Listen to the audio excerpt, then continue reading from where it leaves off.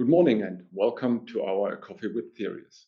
Today we have a special guest, Patrick Huber, Chairman of the Board at H2 Energy Europe, who's joining us all the way from his office in Switzerland, virtually of course. We decided to keep our footprint smaller than a coffee stain by not flying him in, aligning perfect with today's topic, sustainability. H2 Energy Europe leads the charge in the hydrogen economy, mastering everything from production to consumption. Their efforts include the setup of hydrogen production plants and refueling stations across Switzerland, and now expanding across Europe with a soon-to-be realized 1 gigawatt plant in Esbjerg, Denmark. Today, Patrick will share his valuable insights on green hydrogen's role in Europe's energy transition, the challenges of building a green hydrogen economy in Denmark, and the lessons that can be learned from Switzerland's experience. We'll also explore strategies for developing the German export market and discuss the necessary conditions for successful hydrogen production. So let's dive into the topics and learn how green hydrogen can be a key component of a sustainable future.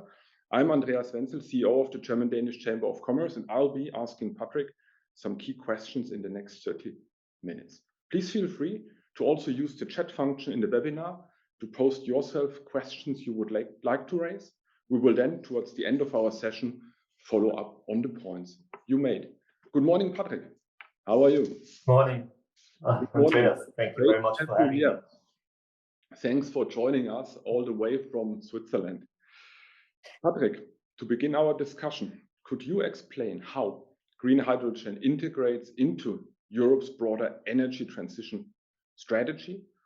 What key role does it play in transitioning our energy systems towards sustainability? And maybe you could also elaborate on the point that many see green hydrogen as a critical element in reducing carbon emissions. How do you envision its integration with existing energy infrastructure to maximize environmental and economic benefits? Okay, thank you very much, Andreas. Thank you for having me and for the coffee. You're already touching on the critical question, and that's the energy transition. And I believe if you want to understand hydrogen and if you want to see the potential of hydrogen, you need to understand the dynamics of the energy transition, what is needed, what is the end goal that we try to achieve. And because many people believe that energy transition is only about making the electric grid green, but that's not the case. Electricity only covers 22% of our energy consumption in Europe. I think in Denmark it's even less. But the biggest portion. So in Europe, 78% of all our energy consumption actually originates from coal, gas, and oil. So the big task, the big challenge is how are we able to replace coal, gas, and oil? And then if you have this focus, it leads you away from like thinking about technical applications, which technology is better than the other one. And if you want to replace such a large amount of energy, like those 78%, there are three things that you need. You need renewable energy to replace it, obviously, and you need large production capacity for a storage tool. Because if you have renewable energy, it sometimes is available, sometimes it's not. Sometimes the wind blows, sometimes the sun shines, sometimes it's not. So the energy transition is not only about making green, but it's also about providing energy at the required quantity and at the specific location where it's needed at the specific time. So you need the storage for the energy when you can produce it. And the third component is that you need pipeline for the transport of energy. And that's an absolute critical one. So these three things, more renewable, storage capacity, and pipeline are interlinked, because you're not going to have investment in renewable if you don't have the offtake for the power that you're going to generate. But also, nobody is building a power to gas plant if you don't have access to renewable, and if you don't have access to the pipeline to actually shift or move around the hydrogen or the energy in molecular form. Mm-hmm. So I think that's sort of the most important a point I would like to make. So more renewables pipeline and the way to store. And in our case, that's hydrogen. Mm-hmm. Yeah, thanks so much. Maybe adding to that the question of integration. I mean, we are talking a lot about hydrogen as maybe the new solution or the main solution.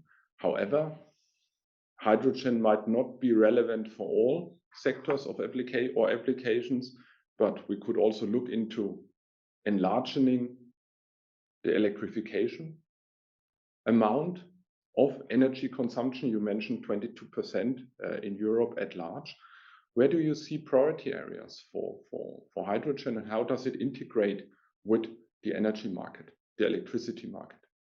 Yeah, again, very good point. Because a lot of people have their opinion about which technology needs to fulfill which role, and which technology is better than another technology. And I don't think there's any technology which is superior to another technology, but there are uses of one technology where it's better than another technology. So you're not going to fly to the moon with a battery, but you're not going to brush your teeth with a fuel cell, hydrogen-powered toothbrush either. So I think it's a use cases, and frankly, I believe the market should decide which technology should be used, because in my view, the market in that regard is very effective on this. But talking about specific uses of hydrogen, I mean, hydrogen has a big market. Hydrogen market globally is 200 billion market. So it's existing and it's transparent. The problem is it's usually gray hydrogen, so it emits CO2. So that doesn't make any sense using this in terms of decarbonization. But what you can do, what is a quick win, is if you replace the hydrogen where it's already needed, but it's used in gray form, but you can transfer it to green form. And the biggest need for hydrogen, about almost 90%, it comes from ammonia production for the fertilizer business and for refineries. So I think those two you can immediately replace. But I think you're probably steering towards the mobility sector to some extent. I think the mobility sector is actually, from a commercial point of view, from a total cost of ownership, it's very close to where fossil energy carriers are operating. So I think on the mobility, hydrogen has a strong part. But there again, not all mobility. I think where you need large energy content, because the energy density of hydrogen is very large. It's actually 3 times larger than gasoline or diesel or kerosene. So if you need large amount of energy for heavy duty transporting or for long range distance, then hydrogen is favorable. If it's for shorter distance, a few kilometers, not much payload, you might get around with battery electric solution there as well. So I think both technologies as such have a justification. So we're talking about intelligent integration and synchronization of different forms of energy. Thanks so much. I'd like to look to Denmark, because obviously you're now also developing a project in Denmark. So shifting our focus to Denmark, what challenges does Denmark face in its journey to establish a robust green hydrogen economy? And could you discuss a bit the interplay between infrastructure needs and regulatory frameworks? What is it that Denmark needs to be, or to continue to be, a front runner and develop a meaningful and efficient and competitive green hydrogen economy? Okay, so first on the green hydrogen economy that you touched on. So, and there again, we're talking about decarbonization and about fighting climate change. If that's not the tectonic movements, we would probably not be talking at this point. But the climate change, it's not a problem of a country; it's actually a global problem. So I think when we talk about hydrogen economy in Denmark, we need to always keep in mind that we're actually having a global task that we need to fight. So I don't think it's necessarily for Denmark on a global scale to have a hydrogen economy, but I think it's important to have a hydrogen economy globally. And the hydrogen economy consists of different factors or aspects. One of them is the offtake, one of them is the hydrogen production, and the other one is the supply of hydrogen, again, pipeline. Mm-hmm. And I think Denmark is in the unique position that they actually can be a leader in all three of these aspects, which but they have the biggest advantage, and we've been working on this project for almost 4 years now. And we looked at many locations to build a large-scale hydrogen plant, and I'm still convinced. There has not been one day where I wasn't convinced that hydrogen is not by far the best place to build a 1 gigawatt scale hydrogen production site in all of Europe. I know there's different opinions on this, but having worked on this, I'm convinced we've done the right decision. And I think this is really where Denmark can distinguish itself and can position itself by providing green hydrogen at low costs, because of many reasons: access to renewables, investment appetite for renewables, proximity to the off-takers of hydrogen, and geographic locations, because all of this. And the second question was about the infrastructure and the challenges with these infrastructures. And when you look at hydrogen ecosystems, there's always like the technology for the offtake, there's production of hydrogen, and there's the transport of hydrogen. That really consists of a hydrogen ecosystem. And the biggest challenge is actually the balancing of those three different fields. Yeah. Because if you don't, as I pointed out before, if you don't have the pipeline, you have with your hydrogen a local good, and the value of a local good is nothing.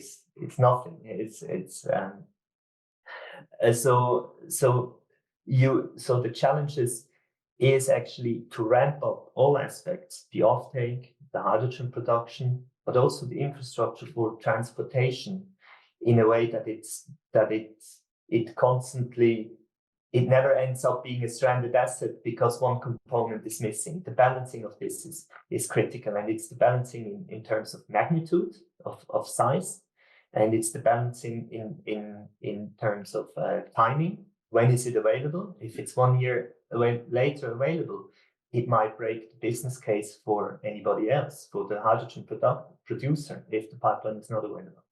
If the offshore wind farms are not available, it impacts the power prices, and maybe the power to gas producer is struggling. So I think this balancing is definitely the biggest challenge we are faced with. Yeah.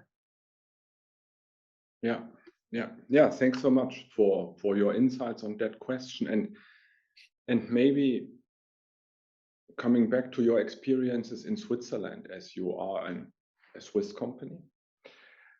You are deeply involved in Switzerland's hydrogen economy. Are there any lessons that Denmark and Europe could learn from the Swiss experience to enhance the hydrogen strategies we are actually talking about now in our last question? Switzerland has been at the forefront of developing also hydrogen energy solution. Which of the initiatives you have in Switzerland do you see as most transferable to a context like Denmark? So what could we kind of like exchange in experiences from the Swiss perspective? Yeah. So we had a lot of lessons learned, or a lot of experience from the Swiss ecosystems. I mean, it's been up and running now for 4 years. We've driven 12 million kilometers commercially with our trucks, so that's a substantial amount of kilometers. And the lessons for me were, first of all, fossil fuels don't get more expensive. I was expecting, if you want to fight climate change, you actually need to make the reason why you have climate change more expensive in order to pay for the mitigation of this. But that's the lesson learned. I think business cases where you count on making an asset more expensive because it serves the purpose, it didn't really happen.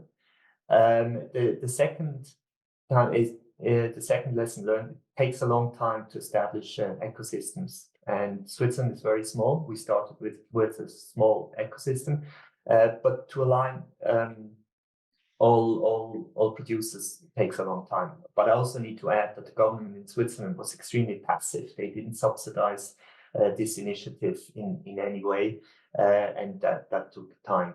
But the lesson learned is also that there's a huge demand for hydrogen solution. The lesson learned is that the technology is ready.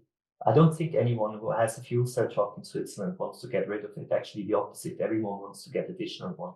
But the problem is, and that's the other lesson learned, we don't have enough cheap green hydrogen available to expand this. Because the production of hydrogen, the development of a hydrogen production site, it's not very well regulated. It's a new technology. Governments are hesitant to provide permits. I think Denmark, though, is they're much stronger than Switzerland is in providing these permits. We've just like 3 months ago received the environmental permit, so we're good to go from that area. And I thought actually the cooperation with the Danish institution was extremely fruitful and positive. Yeah, thanks so much. Interesting to hear. We have received one question in our chat that actually goes a bit in the direction and could be well placed here. It comes from Markus Brandstetter. I will just read it to you, Patrick. UK did invest in the last 10 years focus to enable the gas pipeline distribution network to be H2 ready, at least to use higher percentage of H2 in the network. How do you see the scenario to increase the green H2 footprint by using the existing gas networks to relieve the weak electric infrastructure in Denmark or Germany? Was this also considered in Switzerland? Furthermore, would the approach not also save huge storing invests as well? Yeah. So I'm happy because I pointed out the pipeline importance already twice here, and this is actually again goes in that direction, which shows how significant that matter is. We have not used hydrogen solutions in Switzerland for the simple reason that the pipeline in Switzerland are not as vast as they are in other countries of Europe. Secondly, we didn't have the magnitude or the size, the amount of hydrogen to actually use this solution. So we used a different way to transport hydrogen, which comes with a cost tag. But we're still working on this. We just don't yet have the size in Switzerland. Also because Switzerland doesn't have as much access to renewable as other countries do, specifically Denmark. When we talk about the use of hydrogen of pipeline on this or the existing net gas grid, there's two ways you can do, and I think both are extremely powerful. The first way is that you blend the net gas and reduce the CO2 emission from the net gas. This is something that, and I think it's a very good question. This is something which has not, in my view, been sufficiently discussed, because if you allowed hydrogen to blend the net gas grid, you would actually provide an offtake for net gas, and you would trigger investment in hydrogen productions. So I think, and it would be, it's large quantity, and it would be large production sites that could then provide their hydrogen, which comes with lower costs for hydrogen, which will allow other industries to benefit from this. So I think blending the net gas grid is a very good solution. I know not every politician is fond of this, but if you wanna push hydrogen, I think that's a good way to go. And the second one is actually repurposing the pipelines, and that's what we intend to do with the lower T pipeline, which would then lead to Denmark being able to export its hydrogen to Germany. So I think both are essential, and both are very valid. Yeah, thanks so much. That's very interesting discussion in the German context specifically. There's an additional question coming from one of our participants that fits in here. Could the pipeline actually be used as a pressurized storage? Yeah, the impact of storage is a bit overrated. For example, we've calculated the storage capacity of the pipeline from Esbjerg to Germany. And the storage capacity will be like 2.5 hours of hydrogen production. So it's not a lot of storage. It has some storage functions, but it's marginal. But what it has is actually, if you, through the pipeline, connect different off-takers, you actually create a storage, because the different off-taker need hydrogen at different times. And if you have a price mechanism, then you're going to have, when there's an oversupply of hydrogen, you're going to have off-takers who take more. And if you have more expensive hydrogen in the grid, you're going to have less off-takers. So it balances itself. And looking at a pipeline like this, you could argue, if the whole of Europe, it's obviously not the case, if the whole of Europe was connected to a hydrogen pipeline, the different timing of demand would actually be like a virtual storage of this. And I think it's something which is extremely difficult to quantify and to model, but the more different takers you have, actually, the more the pipeline actually acts as a storage function. There's questions coming in here by the minute, so our audience will be very interested. There's another question from Alexander Demmer. By focusing on regional or local energy production, distribution and storage, would that add value by reducing transportation costs? So the whole debate about large infrastructure needs for large production plants far away from where actually energy is consumed. How do you see that discussion, focusing on regional or local energy production? Storage is absolutely critical. You need to have storage capacity, and you need a lot. As I said on the first question, 78% of our energy is actually gas, coal, and oil. And if you want to replace a large amount of this with hydrogen, you need to have massive storage capacity. Also because there are regulations. The regulations define when your hydrogen is being considered green. This is the delegated act from Brussels. So you can only produce hydrogen right now if you use it from a source which produces renewable at that specific point in time. So you can't 24/7 produce hydrogen and consider it green to a specific power production site.